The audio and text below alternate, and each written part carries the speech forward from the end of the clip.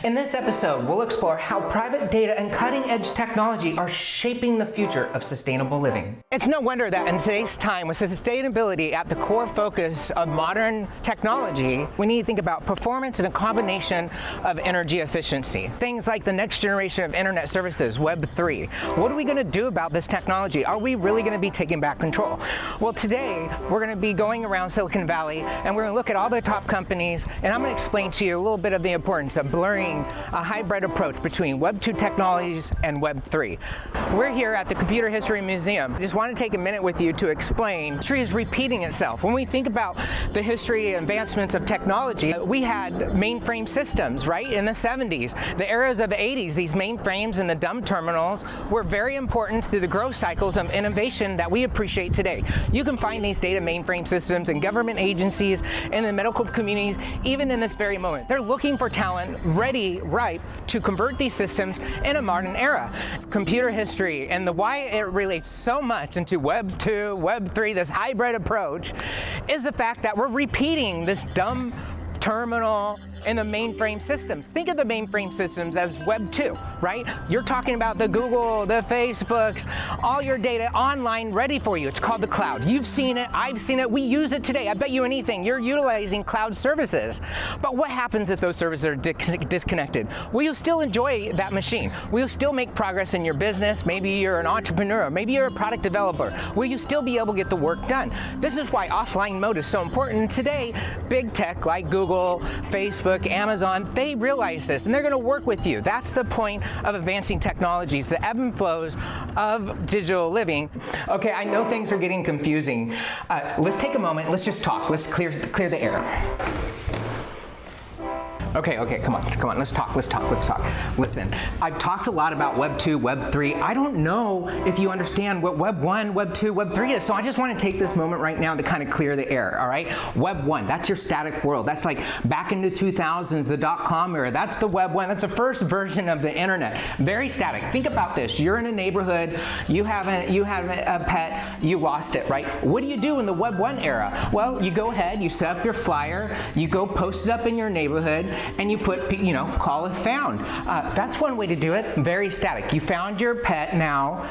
Do all those flyers update? No, they still said that your pet was lost, that it still needs to be found and to contact you. But you have your pet, what do? Welcome to Web 2. Web 2 is very dynamic. It's a new digital age. We're talking about the Facebooks, the Googles, the Amazons, all that fun stuff that you do in today's digital life, what I like to call a little bit of digital bliss, which is that magic that's going behind the doors, behind the scenes, posting up on Facebook, hey, lost pet.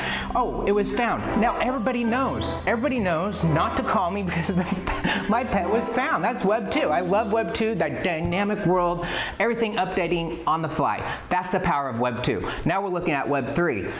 We went from a static world, Web 1, now we're going to a dynamic world in Web 2. What the heck is all this talk about Web 3, right? Web 3 is all about private data. You owning that data. That's the blockchain. That's the power of Web 3. It's taking back data associated with your identity, and there only can be one.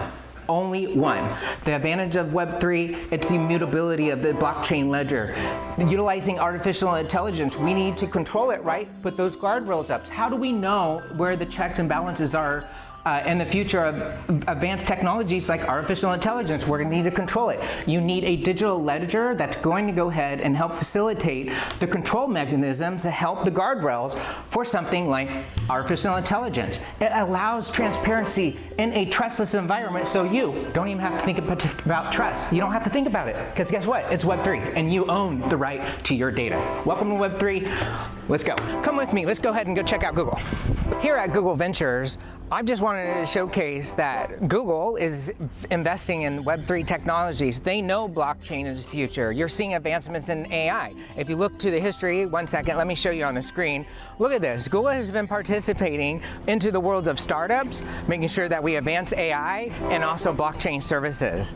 From mainframe systems to dumb terminals of the 70s, we're faced with similar challenges in today's modern living. You know, some people don't trust big tech. Some people think they're out to get you. Hey, I get it. I love my right to private data. Even more so, I understand it. And during this episode, I just want to showcase and give you a little bit of confidence, hopefully educate you on what it means to have private data in today's big tech world. Do you really need to not trust big tech? I say no. I actually think that they're more your friend than they are your foe.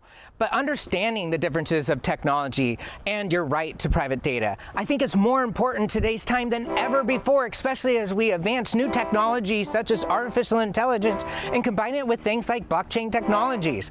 Let's go on a journey as we talk about additional improvements already made in today's modern digital living, where your right to privacy is embedded in all things you do in today's digital modern living. I'm not the only one thinking about this. Let's consider the case of a smart city project in Amsterdam, where IoT and blockchain are used to manage energy usage efficiency.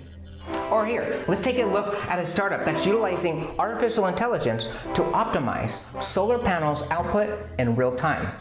As you can tell, even Facebook values their own privacy and security. When you work at Facebook, when you visit Facebook, you need to check into security, just like that on your online portal. Let me show you. Web 2 is not so bad, although it does require a little bit of trust. Here's how you use the tooling. Let me show you on the overlay right now. As you can tell, we're faced with all sorts of security. Andrew, come here, get this, get this, get this. This is locked, we can't get anything, and we have to ask, hello? I just wanted to talk about the value of Web 2 and how we're migrating to a future of Web 3. That's from a trust to a trustless environment. And I'm talking this way because I know security's online watching us. There's a gentleman in there, and I'm just wondering if we can get your, can we come in and get attention? No? Can you hear me?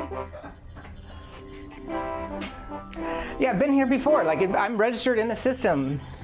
It's just for that day. Hey, like and subscribe. Brandy Camacho here. Find me at Brandy Camacho and Brandy Builds Things. Hey, I hope you have a wonderful day, night, evening, wherever you are. I can't wait to see you next time. Bye for now.